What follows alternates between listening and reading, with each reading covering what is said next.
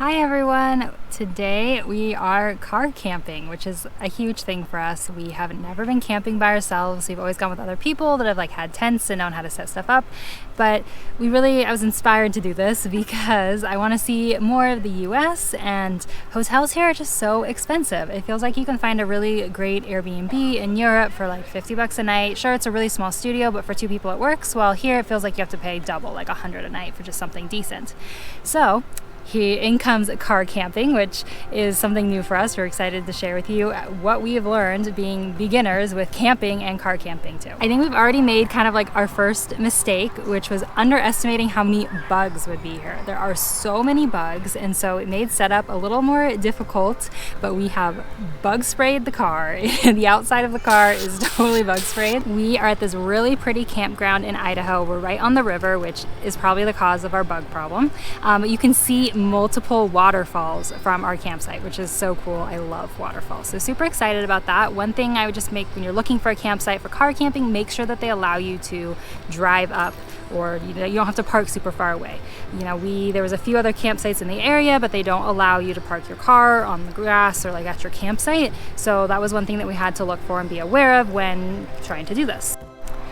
Also, our campsite is, I guess, called a resort. It has bathrooms, it has showers. If you're new to camping, you're probably gonna wanna do that. You can find free or really cheap sites, but maybe they don't have bathrooms or showers, which for us was really important as we're easing ourselves into this whole camping experience. It costs a little bit more. The place we're at here in Idaho is about 30 bucks a night, but it probably just depends where you're at.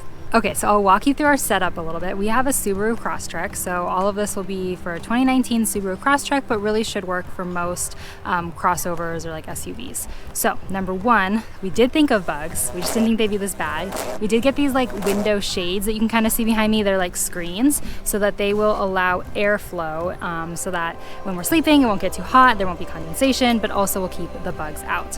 It was like $16 for a pack of 2 on Amazon. Everything that we got on Amazon and everything else is just going to be linked. It is an affiliate link, so if you purchase anything, we'll get a nominal amount. We did get the large size because we have a Subaru Crosstrek, like I mentioned, so it's really big. It's pretty loose, it's not too tight, so it should really fit most cars in my opinion. Moving to the back, you might be wondering, what is this giant blue tarp thing?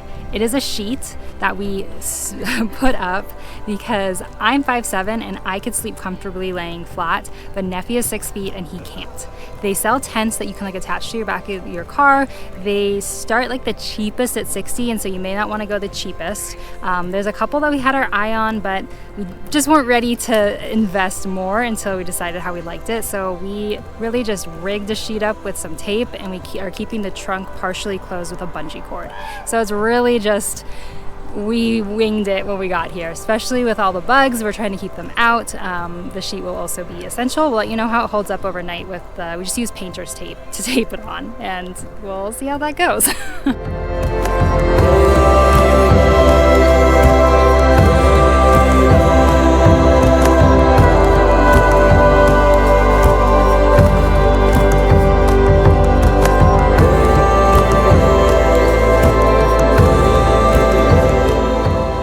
Good morning. I didn't get to show you guys our inside setup yet because we wanted to shower before getting in last night, and it was dark by the time we were done. Inside we have an air mattress that we bought from Amazon. It was around $50 or $60, and it's specifically made for cars, and it fits the car perfectly. That's one thing I really like about it. It also has adjustable compartments, so you don't have to fill all of them, which is really nice. It fit ours perfectly without the extra compartment filled. It also comes with a little inflatable section to put in between the front seat and the second row, so that you have extra space. It helps support the mattress and gives you some extra space there. Then we just brought a really comfy old kind of blanket from home. We got some old pillows from home. The mattress does come with inflatable pillows, but they're tiny and not great. So I would just make sure you bring your own pillows to be as comfortable as possible. Our setup for keeping the bugs out with the sheet worked perfectly. I can see all of the bugs on the other side of the sheet, but no flies in the car, which is super nice. One thing to note is if you're going to leave the trunk open a little bit, you are going to need to make sure that you close the latch so that the car thinks the trunk is closed. So with our bungee cord, we just had to push up a little bit so that the latch closed, the car thinks the trunk is then closed, and we don't kill our battery with lights saying, oh, the trunk isn't closed. So you want to make sure all of the lights are are off. The car thinks your trunk and all the doors and everything are closed so that you don't wake up with a dead battery, which is not fun to deal with.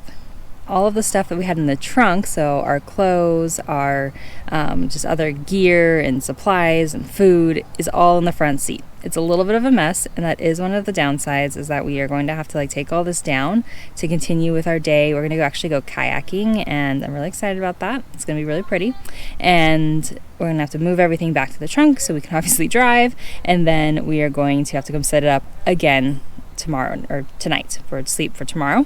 But now that we have the experience setting it up, hopefully it should go faster, and we'll let you know how it goes again.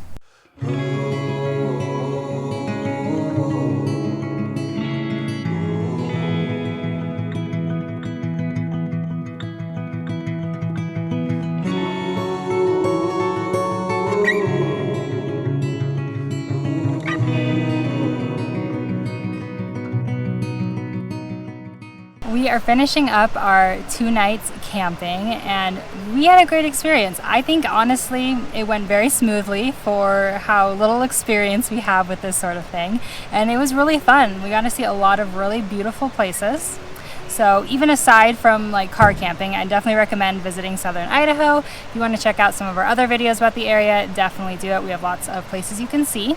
Our main problem that I feel like we ran into was the bugs. So we did go and buy a citronella candle, which it seemed to help with the mosquitoes a little bit, but actually one of the big problems was flies. And so I'm not sure how to keep flies away. That's something that maybe I'd have to do some more research on.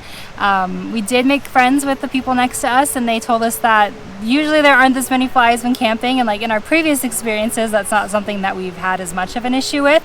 So maybe it's just the weather, the area, the river, wherever we're at, for some reason there's just been so many flies everywhere. And then setting up the tent, our car tent, the second night was a little bit faster. I feel like we had a system down. We were able to get it set up really quick, and then taking it down this morning was easier because we just put our car back together how it was when we drove up here. We did leave the air mattress deflated in the back seat with the seats down so that we wouldn't have to set that up again. We just have to blow it up, and that worked really well for us. So next time we go camping, we might branch out a little bit with food. We just brought a cooler with kind of a picnic lunch for yesterday, and then we ate on our way up on the first night. We ate out last night, and our new friends at our campsite also shared some food with us, which was super nice and added to our camping experience. And then today we're driving back, so we're gonna eat lunch and dinner on our way home, since we do have to drive all the way back to Salt Lake City.